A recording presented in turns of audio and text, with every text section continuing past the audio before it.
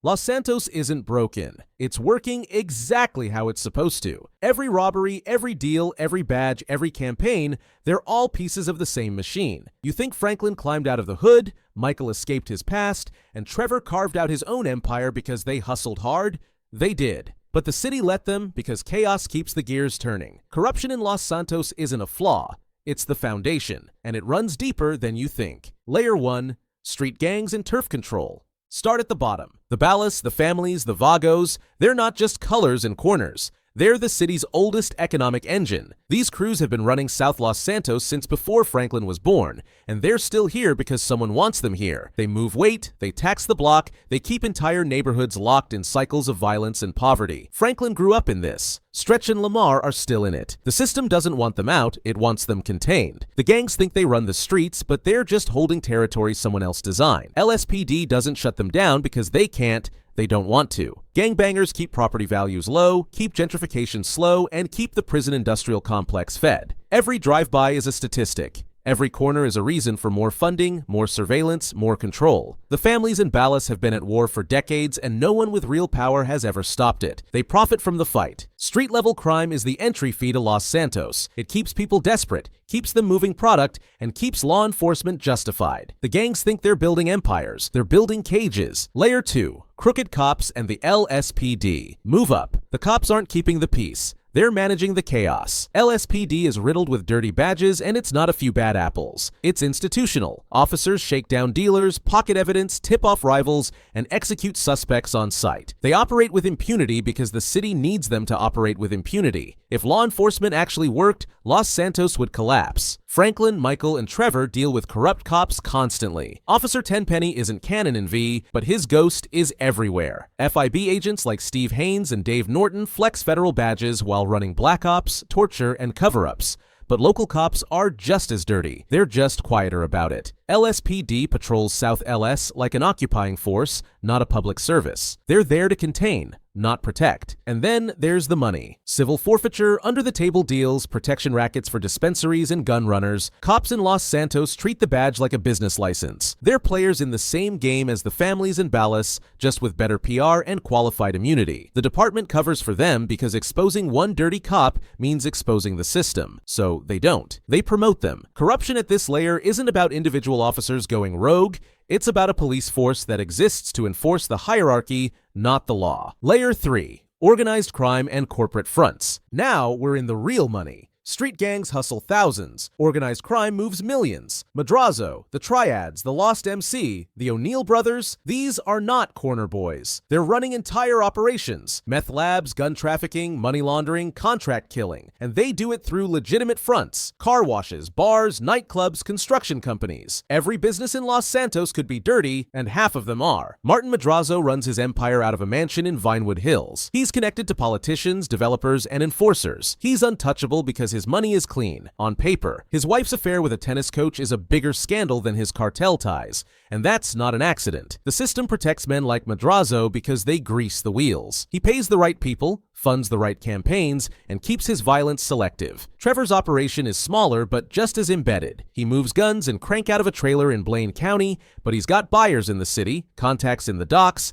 and protection from people who shouldn't be protecting him. The O'Neills were competition, so he burned them out. That's not chaos, that's market control. Organized crime in Los Santos thrives because it's organized. It doesn't threaten the system, it is the system, just without the pretense of legitimacy. Layer 4. Billionaires, developers, and Devin Weston. Step into the penthouse. This is where crime wears a suit. Devin Weston is the perfect model. Billionaire, investor, sociopath. He bankrolls movies, buys politicians, manipulates markets, and orders hits like he's ordering lunch. He's untouchable because wealth at that level isn't just money, it's immunity. He tried to have Michael's family killed because Michael scratched his car. That's not power tripping, that's just power. Weston represents a class of elites who treat Los Santos like a chessboard. He funds private armies, strong-arm CEOs, and plays both sides of every deal. He's got judges, senators, and federal agents on speed dial. When he wants something, he doesn't break the law. He is the law. The only reason he dies is because Michael, Franklin, and Trevor go off script. The system wanted him alive. Then there's real estate. Every luxury condo, every golf course, every bulldozed neighborhood.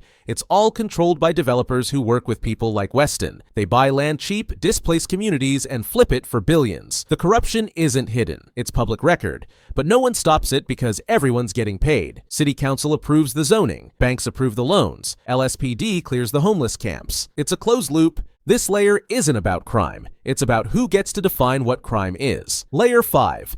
Politicians and government officials. Los Santos is technically a democracy. That's the joke. Politicians in this city don't represent the people, they represent their donors. Every campaign is funded by billionaires, defense contractors, pharmaceutical companies, and real estate moguls. Every policy is written by lobbyists. The voters get a show, and the donors get the city. You don't see many politicians in GTA V's story, and that's intentional. They're insulated. They make the laws that protect the Devin Westons of the world and criminalize the Franklins. They approve the budgets that militarize the LSPD and defund public schools. They sit in offices far from the chaos, shaking hands and signing bills while the streets burn. But their influence is everywhere. The reason Merriweather operates on U.S. soil with zero oversight, political approval. The reason the FIB runs black budget ops with no accountability, political approval. The reason a city this broken never changes, because the people in charge profit from it staying broken. Politicians in Los Santos aren't corrupt because they take bribes. They're corrupt because the entire system is designed to funnel power and money upward, and they're the ones holding the funnel. Layer 6. Federal agencies and the FIB.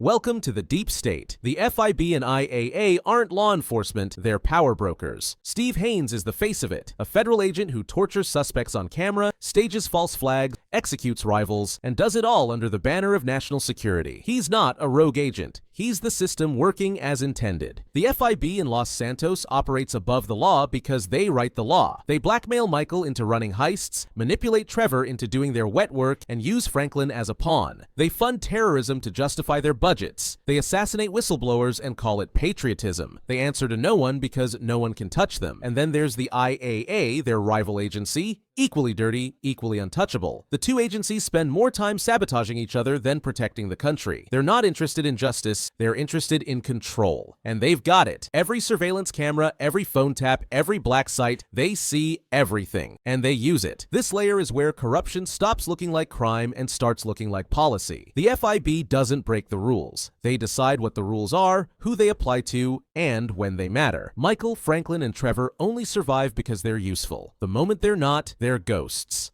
Layer 7. The invisible hand. Top floor. This is where the city stops being a city and starts being a product. Merriweather Security, Grupa Sex, Maze Bank, Amu Nation. These aren't just companies, they're governing bodies. They have armies, intelligence networks, and influence that makes politicians look like middle management. They don't answer to Los Santos. Los Santos answers to them. Merriweather is the crown jewel, a private military corporation operating on American soil with military-grade weapons, black helicopters, and kill authorization. They run security for billionaires, extract targets for the FIB, and deploy armed units in civilian zones. Don Percival, their founder, is more powerful than any elected official. He doesn't need votes, he has contracts. In the Union Depository heist, you're not robbing a bank, you're robbing the entire system. That vault holds the wealth of corporations, cartels, and governments. It's the endpoint of every dirty deal in the city, and it's protected by Merriweather and Grupa Sex because that's whose money it really is. The gold bars, the cash, the bonds, it all flows up to this level. This is the layer most players never see because it's not in the cutscenes. It's in the environmental storytelling, the billboards for Grupa 6, the Merriweather choppers patrolling Blaine County, the Maze Bank Tower dominating the skyline. These corporations own Los Santos. They fund the politicians, contract the FIB, employ the mercenaries, and set the agenda. They're faceless, borderless, and untouchable. Street gangs fight over blocks. Billionaires fight over cities. Corporations fight over nations, and Los Santos is just one asset in a portfolio. The truth is there's no one villain in Los Santos. There's no final boss to kill, no conspiracy to expose. The corruption is the conspiracy. Every layer feeds the next. The gangs justify the cops. The cops enable organized crime. Organized crime funds the billionaires. Billionaires buy the politicians. Politicians empower the feds. The feds protect the corporations, and the corporations own it all. Franklin thought he could escape. Michael thought he could retire. Trevor thought he could burn it down. They were all wrong. You don't escape Los Santos. You survive it. And if you're lucky, you carve out a piece of it before it carves you out. But the machine keeps running. It always does. In Los Santos, corruption keeps the city alive.